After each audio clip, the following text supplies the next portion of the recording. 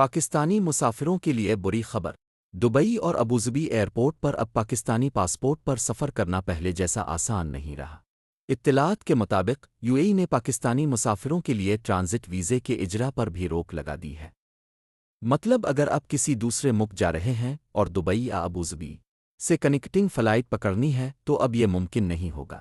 مسافروں کا کہنا ہے کہ ایئرپورٹ پر پہنچنے کے بعد انہیں بورڈنگ سے روک دیا گیا۔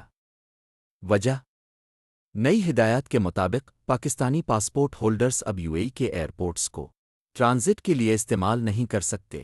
یہ پابندی صرف ٹرانزٹ تک محدود نہیں۔ ذرائع کا کہنا ہے کہ وزٹ ویزے اور ورک ویزے کے اجرا میں بھی سختی کر دی گئی ہے۔ ہزاروں پاکستانی جو روزگار فیملی سے ملنے یو اے ای جاتے ہیں اب مشکلات کا شکار ہیں۔ اس وقت دبئی ایئرپورٹ پر B13 B14 B15 گیٹس پر سینکڑوں پاکستانی مسافر پھنسے ہوئے ہیں۔ یو اے ای کی طرف سے ابھی تک کوئی آفیشل وجہ نہیں بتائی گئی، لیکن ماہرین کا کہنا ہے کہ یہ سفری دستاویزات کی سیکیورٹی اور امیگریشن قوانین کی خلاف ورزیوں کے بعد لیا گیا۔ آپ کی کیا رائے ہے؟ کمنٹس میں ضرور بتائیں۔